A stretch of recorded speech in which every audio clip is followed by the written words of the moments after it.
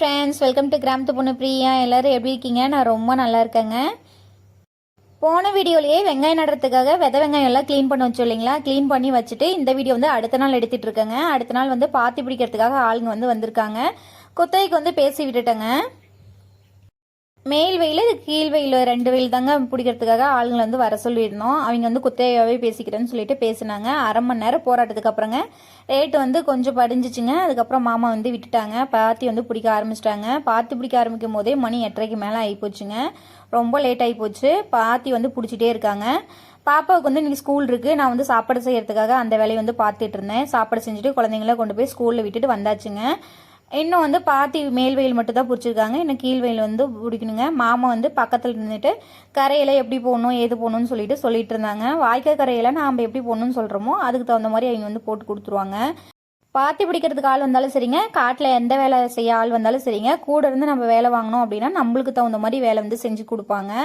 அதே அவங்க இஷ்டத்துக்கு விட்டுட்டோம் அப்படின்னா காலில் கொஞ்சம் பெரிய காலாக போட்டு கொடுத்துருவாங்க. தண்ணி கட்டுறதுக்கு ரொம்பவே கஷ்டமாக இருக்குங்க. பாத்தி பிடிக்க காட்டுக்குள்ள ஆளுங்க வந்ததுமே டீ கேட்டாங்க. டீ வந்து வச்சு கொடுத்தாச்சுங்க. சாப்பாடு வந்து நாம தாங்க போடணும். 9 பேர் வந்து நம்ம காட்டில் பாத்தி பிடிக்கிறாங்க. 9 பேத்துக்கும் சாப்பாடு நாம தாங்க போடணும். அதுக்காக சாதம் வந்து வடிச்சு விட்டாச்சு. பருப்பு சாம்பார் தாங்க வச்சுருந்தேன். கேரட்டு அவரைக்காய் எல்லாம் போட்டு சாம்பார் வந்து வச்சுருந்தேன். ரசம் வந்து தாளிச்சு விட்டாச்சுங்க. சாப்பாடுலாம் செஞ்சு குழந்தைங்களை கொண்டு போய் ஸ்கூலுக்கு விட்டதுக்கப்புறம் ஒரு 9:30-10 மணி இருக்குங்க. சாப்பாடு வந்து போட்டாச்சுங்க. எல்லாத்துக்குமே எல்லோரும் சாப்பிட்டுட்டு இருக்காங்க. நம்ம வீட்டில் போருக்கெல்லாம் போடுற தார்ப்பை இருக்கும் இல்லைங்களா? அந்த தார்ப்பை வந்து நல்லா நீட்டமாக நீட்டி விட்டு அதுலேயே சாப்பாடு வந்து போட்டாச்சுங்க.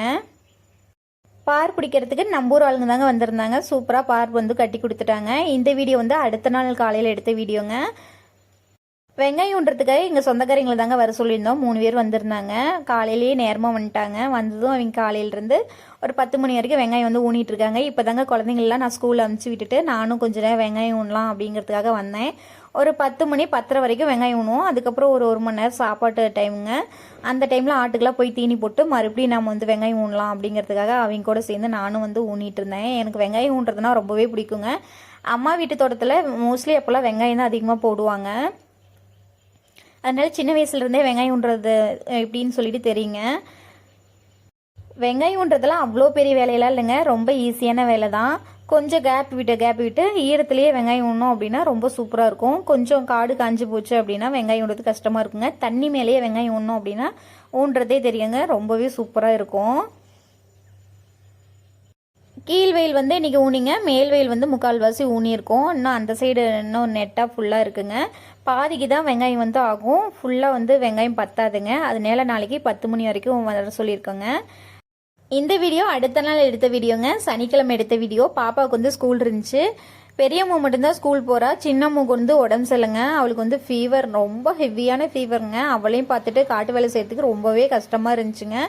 அவளை விட்டுட்டு போனாலுமே காட்டில் போனோன்னா அவள் நினப்பாவே இருந்துச்சு. ரொம்பவே கஷ்டமாக இருந்துச்சுங்க. நம்மளுக்கு எப்போ தான் ரொம்ப முக்கியமாக வேலை இருக்கோ அதே டைமில் தான் குழந்தைங்களுக்கும் உடம்பு சரியில்லாத போகும். இதை பார்ப்பே அதை பார்ப்பேங்கிற மாதிரியே இருந்துச்சுங்க. ரொம்பவே கஷ்டமாக இருந்துச்சு. அன்றைக்கி 10 மணி வரைக்கும் தாங்க வெங்காயம் ஊன்ற வேலை வந்து இருந்துச்சு. நான் சாப்பாடெல்லாம் செஞ்சு முடிச்சுட்டு குழந்தைக்கு வந்து மருந்தெல்லாம் கொடுத்துட்டு அவளை கொஞ்சம் நேரம் படுத்துட்டான்னு சொல்லிட்டு நல்லா தூங்கிட்டான். அதுக்கப்புறம் காட்டில் போய்ங்க 1 மணி நேரம் வெங்காயம் ஊனிட்டு அதுக்கப்புறம் வீட்டுக்கு வந்து வந்தாச்சுங்க. வெங்காயம் வந்து பத்தலை. வெங்காயம் வந்து மறுபடியும் போய் எடுத்துகிட்டு வந்தோம் அப்படின்னா தான் இந்த சைடு ஃபுல்லாக ஊன முடியுங்க. இந்த வீடியோஸ் ஞாயிற்றுக்கிழமை எடுத்த வீடியோங்க. வெள்ளிக்கிழமை நைட்டே வித வெங்காயம் வந்து கொண்டாந்துட்டாங்க. ஆனால் வித வெங்காயத்தை வந்து சுத்தம் பண்ணுங்க. ரொம்ப சருவாக இருந்துச்சு அந்த வெங்காயம். சனிக்கிழமை ஃபுல்லாக க்ளீன் பண்ணிவிட்டு அப்படியே குழந்தையும் பார்த்துட்டு உடம்பு வந்து குழந்தைக்கும் சரியாயிடுச்சுங்க. வித வெங்காயமும் ஃபுல்லாக க்ளீன் பண்ணி வச்சிட்டேன். இந்த வீடியோ ஞாயிற்றுக்கிழமை எடுத்த வீடியோங்க. ஞாயிற்றுக்கிழமை வந்து மீதி இருந்த காட்டையும் எல்லாமே ஊனி விட்டாச்சு. ஊனி விட்டதுக்கப்புறம் மாமா வந்து களைக்கொல்லி வந்து அடிச்சிட்டு இருக்காங்க. இந்த வாரம் ஃபுல்லாகவே மாமாவுக்கு ரொம்ப வேலைங்க. காட்டுலேயுமே ரொம்ப வேலை, தண்ணி கட்டுற வேலை எல்லாமே மாமா பார்த்துட்டு இருந்தாங்க. அதே சேம் டைம் அவர் நைட் ஷிஃப்ட்டுக்கும் வேலைக்கு போகணுங்க. நைட் ஷிஃப்ட் வேலைக்கு போயிட்டு வந்து 2 மணி 3 மணி ஆயிடுதுங்க அவர் படுத்துங்கிறதுக்கு. நேரமாக போய் படுத்துங்க நான் பார்த்துக்கிறேன்னு சொன்னாலுமே ஒருத்தருக்கு ஒருத்தர் கொஞ்சம் வேலை செஞ்சோம் அப்படின்னா தான் காட்டு வேலை சீக்கிரம் முடியும் அப்படிங்கிற மாதிரியே சொல்லிட்டு இருந்தாங்க. ஞாயிற்றுக்கிழமை சின்னம்முக்கு வந்து உடம்பு கொஞ்சம் பரவாயில்லைங்க. நல்லா இருந்தாலுமே கொஞ்சம் பயமாகவே இருந்துச்சு. காட்டில் அவளுக்கு நெவுர்லேயே உட்கார வச்சுட்டு அப்படியே வேலை செஞ்சிட்டு இருந்தேன். குட்டி பையன் வந்து கொஞ்சம் கம்முன்ட்டு இருந்தான். நல்லா வெயில் சுள்ளுன்னு அன்னைக்குன்னு அடிச்சிட்டு இருந்துச்சுங்க. அதனால தூக்குமாங்கிற மாதிரியே சொல்லிட்டு இருந்தான். வெங்காயம் ஊன்றது வந்து 1 மணிக்குள்ளே முடிஞ்சிருச்சுங்க. அதுக்கப்புறம் மருந்தடிக்கிறதுக்காக மாமா மிஷின் எடுத்துகிட்டு வந்துட்டாங்க. மருந்தடிக்கிறது வந்து தண்ணி வந்து மொண்டு ஊற்றுருங்க, குடத்துல வந்து பிடிச்சி அதுக்கப்புறம் அந்த மருந்து மிஷினுக்கு வந்து ஊற்றணும். அதுக்கு வந்து இருங்கன்னு சொன்னாங்க. அதனால இன்னும் காட்டில் தாங்க இருக்கும். குழந்தைங்களுக்கு காலையிலேயே சாப்பிட வச்சு கூட்டிகிட்டு வந்துட்டேன். ஆனால் நான் இன்னும் சாப்பிட்லங்க. வீட்டுக்கு போய் குளிச்சுட்டு தாங்க சாப்பிட்ணும். வீட்டுக்கு போனோடனே குளிச்சுட்டு கொஞ்ச நேரம் ரெஸ்ட் எடுக்கலாம்ப்பா அப்படின்னு நினச்சா பாப்பாலாம் எனக்கு மீன் வேணும் மீன் வேணும்னு கேட்க ஆரம்பிச்சிட்டாங்க. சரி குழந்தைங்க கேட்குறாங்க பொக்குன்னு போயிடுவாங்கன்னு சொல்லிட்டுங்க மாமா போய் மீன் வந்து எடுத்துகிட்டு வந்துட்டாங்க. மீன் எடுத்துகிட்டு வந்து மாமாலாம் க்ளீன் பண்ணி வச்சிட்டாங்க. மீன் குழம்பு செய்கிறதுக்கு மசாலாலாம் ரெடி பண்ணி வச்சாச்சுங்க. அதுக்கு முன்னாடியேங்க மீன் வறுவலுக்குங்க மசாலா எல்லாம் தொடவி பெரிய தாம்பூலத்தில் போட்டுங்க ஃபேன் காத்தில் கொண்டு போய் வச்சாச்சு. மசாலா நல்லா ஊறிட்டு இருக்கட்டும் அப்படின்ட்டு வதக்கி வச்சிருந்த மசாலா எல்லாம் மிக்ஸி ஜாரில் சேர்த்துங்க நல்லா அரைச்சி தனியாக எடுத்து வச்சுட்டேங்க. அதுக்கப்புறம் குழம்பு வந்து தாளித்து விட்டாச்சுங்க. மீன் குழம்பு வச்ச உடனே சாப்பிட்றத விட மீன் நல்லா ஊறி அந்த புளிப்பு டேஸ்டெல்லாம் மீனில் இறங்கிங்க அடுத்த நாள் சாப்பிட்றது ரொம்பவே சூப்பராக இருக்கும். உடனே சாப்பிட்டோம் அப்படின்னா அந்த டேஸ்ட் வந்து அந்தளவுக்கு நல்லா இருக்காதுங்க, லைட்டாக புளிக்கிற மாதிரியே இருக்கும். எனக்கு அந்தளவுக்கு பிடிக்காது. அடுத்த நாள் சாப்பிட்றது தான் எனக்கு ரொம்பவே பிடிக்குங்க. மீன் குழம்புக்கு மசாலாலாம் அரைச்சி வச்சுருந்தோம் இல்லைங்களா, அதையும் சேர்த்தி தேவையான அளவுக்கு உப்பும் சேர்த்துங்க, புளியும் சேர்த்தி நல்லா கொதிக்க விட்டுறலாங்க. மீனை பார்த்ததுலேருந்தே குழந்தைங்க எப்போமா பொரிச்சு தருவீங்கிற மாதிரி கேட்டுகிட்டே இருந்தாங்க. குட்டி பையன் வேற இடையில வந்து அம்மா அந்த மீன் எடுத்து பொரிக்கலாமா அப்படிங்கிற மாதிரியே கேட்டுட்டு இருந்தான். அவன் ஒரு மாதிரி க்யூட்டாக நல்லா வாய் பேச கற்றுக்கிட்டாங்க. அவன் பேசுகிறத பார்த்தா அவ்வளோ ஆசையாக இருந்துச்சுங்க. புளியும் கரைச்சி ஊற்றியாச்சு. புளி கரைச்சி ஊற்றினதுக்கப்புறம் மீன் துண்டெல்லாம் போட்டுக்கலாங்க. தலை தாங்க 4 பீஸாக போட்டிருந்தாங்க. தலையும் அந்த வால் அப்புறம் அந்த நெட் பீஸ் வந்து 2 பீஸ் தாங்க போட்டிருந்தேன். எல்லாமே போட்டு குழம்பு வந்து நல்லா சிம் ஃப்ளேமில் வச்சு மூடி வச்சிடலாங்க. எப்படா சமைச்சு முடிச்சுட்டு சாப்பிட்டு படுப்போம் அப்படிங்கிற மாதிரி ஆயிடுச்சுங்க. காலையில் வந்து சாப்பிடவே இல்லை. பசி வந்து ரொம்ப அதிகமாகிடுச்சு. ஒரு மாதிரி ரொம்ப டயர்டாக இருந்துச்சு. என்னடா பண்ணுறது, குழந்தைங்க வேற கேட்டாங்களே அப்படிங்கிறதுக்காக சமைச்சிட்ருக்கேங்க. மீன் வந்து தோசைக்கல்லில் போட்டு தாங்க நான் எப்பயுமே பொரிப்பேன். இப்படி பொரிக்கும் போது அதிகமாக எண்ணெயும் குடிக்காதுங்க, டேஸ்ட்டும் நல்லா சூப்பராகவே இருக்கும்.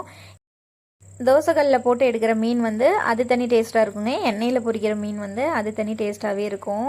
மீன் குழம்பும் சூப்பராக ரெடி ஆயிடுச்சுங்க. மீன் வறுவல் வந்து பாதி பொரிச்சாச்சு. ஒரு ரவுண்ட் பொரிச்ச உடனே குட்டீஸ் எல்லாம் எனக்கு போடுமான்னு சொல்லிட்டு தட்டை எடுத்துகிட்டு வந்து கொடுத்தாங்க. குழந்தைங்களுக்கு ஃபஸ்ட்டு போட்டு கொடுத்துடலாங்கிறதுக்காக பொரிச்சிட்ருக்கேன். எங்கள் வீட்டில் வெஜ்ஜு சாப்பிட்றத விட நான்வெஜ் சாப்பிட்றது அப்படின்னா எல்லாத்துக்குமே ரொம்பவே பிடிக்குங்க.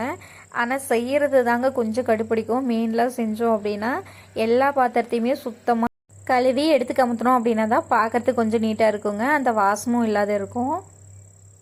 இவ்வளோ வேலை செஞ்சு இவ்வளோ க்ளீன் பண்ணி அந்த மீனை சமைச்சு சாப்பிட்றதுக்குள்ளே போதும்னு ஆயிருங்க. இருந்தாலுமே அந்த டேஸ்ட்டே தனிங்க.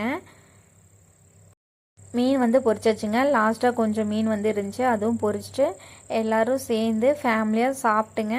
வீட்டுக்குள்ளே கொஞ்சம் நேரம் படுக்கலான்னு சொல்லி போய் படுத்தா அவங்க அப்பா வந்து நைட் ஷிஃப்ட் போயிட்டு வந்து 3 மணிக்கு தான் சாப்பிட்டு படுத்தாங்க. அவங்க படுத்து தூங்குறதுக்கு விடாத குட்டி பையன் பாப்பா எல்லாம் விளாண்டு சத்தம் போட்டுகிட்டே இருந்தாங்கன்னு சொல்லிட்டு ஆடு கட்டுற சாலைக்கு வந்து கூட்டிகிட்டு வந்தாச்சுங்க. இங்கே வந்து கட்டித்தரையெல்லாம் கூட்டாது இருந்துச்சு, அதெல்லாமே சுத்தமாக கூட்டி அள்ளிட்டு கோழிக்கெல்லாம் தீனி போடுற வேலையெல்லாம் இருந்துச்சுங்க. உள்ளே வந்து சின்ன குஞ்சு வந்து விட்டுருக்கோங்க. நம்மக்கிட்ட இருக்கிறது எல்லாமே வெள்ளை குஞ்சுங்க, பார்க்குறதுக்கே ரொம்ப அழகாக இருக்குங்க. எப்படி பார்க்குறாங்கன்னு சொல்லி பாருங்கள். இறை போட்டேன், சாப்பிட்டு முடிச்சிட்டாங்க. எல்லாம் எப்படி பார்க்குறாங்கன்னு சொல்லி பாருங்கள். என்னடா ஓப்பன் பண்ணி பார்க்குறாங்களேங்கிறதுக்காக பார்த்துட்ருக்காங்க. பனி வந்து ரொம்ப அதிகமாக இருக்குங்க. கோழி குஞ்சுக்கு வந்து ரொம்ப குளிருன்னு சொல்லிட்டு சுற்றி அவ்வளோ பாதுகாப்பு பண்ணி வச்சுருக்கோம். இந்த குட்டி பையன் வீட்டுக்குள்ளே இருந்தால் தான் ராவடி பண்ணுறான்னு சொல்லி பார்த்தா இங்கே வந்துமே அவனோட சேட்டை தாங்க முடியலைங்க.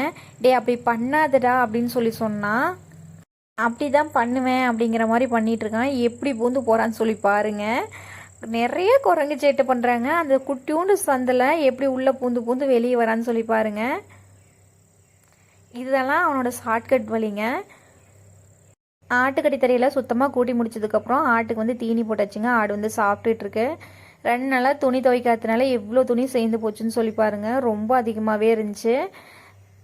சலுப்பாக துவைச்சி போட்டலான்னு சொல்லிங்க எடுத்து எல்லாமே துவைச்சி காய வச்சாச்சு. துணியெல்லாம் துவைச்சி காய வைக்கிறதுக்குள்ளே நல்லா இருட்டு கட்டிடுச்சுங்க.